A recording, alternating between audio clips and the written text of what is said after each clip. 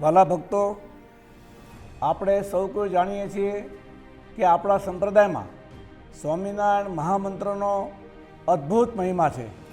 સંતો ઘણીવાર વાત કરતા હોય છે કે સ્વામિનારાયણ મંત્રનો જપ કરવાથી કાળા નાગનું ઝેર પણ ઉતરી જાય અને અંતરમાં શાંતિ થાય.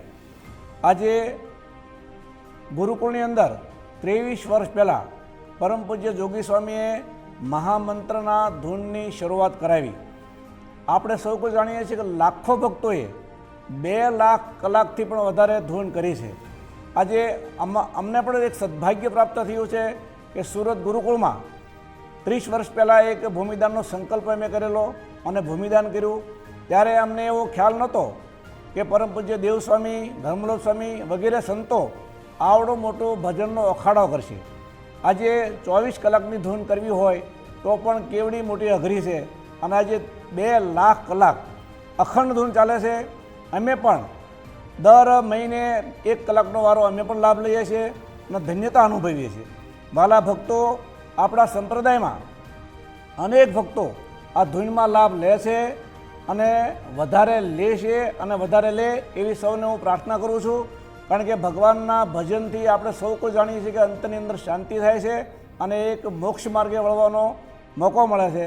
ભલા ભક્તો, આપણે સૌ કોઈ જાણીએ છીએ કે આવતી 9 જાન્યુઆરી આપણે જે 2 લાખ કલાક પૂરા થાય છે એના માટે ધૂન મંડપમાં અભિષેક વગેરે પવિત્ર કાર્યો થવાના છે અને એનું લાઈવ પ્રસારણ યુટ્યુબમાંથી થવાનું છે. તો ઘેર બેઠા આપ સૌ કોઈ લાભ લેશો અને ધન્યતા અનુભવશો. જય સ્વામિનારાયણ. સર્વ ભક્તોને જય સ્વામિનારાયણ. ઘણા વાર આવી ડિસ્કસ કરતા હોય કે સ્વામિનારાયણ સંપ્રદાયના સંતોમાં જે અદ્ભુત તાકાત રહેલી છે એ આપણે એકદમ નજીક જાય તો આપણને ખ્યાલ આવે એનો. એમાં ખાસ કરીને અમારે ધર્મવલ્લભ સ્વામી સુરત ગુરુકુળ એનામાં જે તાકાત છે એ છેલ્લા 30 વર્ષ આપણે જોઈએ છે. જે ઉત્સવ સમયા કરે છે એ કાંક ને કાંક એમાં નવું આપણને જાણવા મળતું હોય છે. એમાં ખાસ કરીને જે ધૂન, અખંડ ધૂન છે એમ એ ચલાવે છે અથવા ચાલુ કરી છે. વડતાલમાં છે, પારડી છે. એમાં સુરત જે ધૂન ચાલુ કરી છે એને આજે 2 લાખ કલાક પૂરી થવા આવી છે.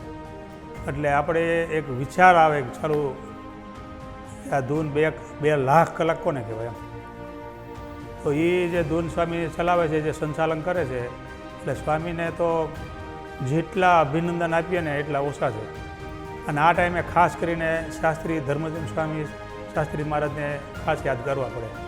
કારણ કે આવા સંતો આપણને અહીંયા આપી સુરત મોકલ્યા અને આપણે જે સત્સંગનો આવો ધૂનનો લાભ આપ્યો એ બદલ શાસ્ત્રીને 2 હાથ જોડી અને દંડવત પ્રણામ કરું છું. જય સ્વામિનારાયણ.